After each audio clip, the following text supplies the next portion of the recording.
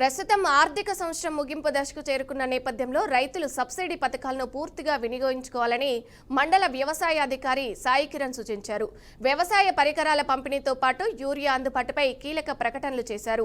ఇక మండలంలోని రైతులు సబ్సిడీపై పొందవలసిన వ్యవసాయ పనిముట్ల కోసం ఇప్పటికే సుమారు 20 దరఖాస్తులు వచ్చాయని వ్యవసాయ అధికారి సాయి కిరణ్ తెలిపారు.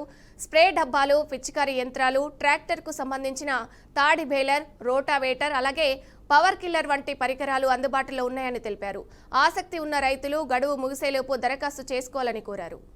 ముఖ్యంగా ప్రస్తుత ఆర్థిక సంవత్సరం చివరి టైంకి వచ్చేసింది కాబట్టి ప్రతి ఒక్క రైతు ఎన్నో రోజులు ఎదురు చూస్తున్న మన వ్యవసాయ పరికరాలు సబ్సిడీ పైన ప్రజెంట్ కూడా అందుబాటులో ఉన్నాయి.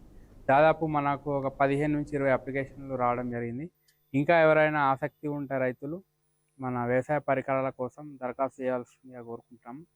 ఇందులో ముఖ్యంగా స్ప్రే డబ్బాలు, పిచికారీ చేసే డబ్బాలు, తైవాన్ స్ప్రేయర్లు, పెట్రోల్ పంపులు ఉన్నాయి. అదేవిధంగా ట్రాక్టర్ సంబంధించింది మాత్రం కంపల్సరీ వ్యవసాయ ట్రాక్టర్ మాత్రమే ఉండాలి. ఆర్సీ, కమర్షియల్ ఆర్సీ ఉంటే దీనికి పనిచేయదు. వ్యవసాయానికి సంబంధించిన ఆర్సీ ఉండాలా. ఆధార్ కార్డు, పట్టా పాస్బుక్ కూడా మన మండలానికి ఉండాలా. దాని తర్వాత దరఖాస్తు ఫామ్ ఇచ్చి మనం అప్లై చేసుకోవచ్చు.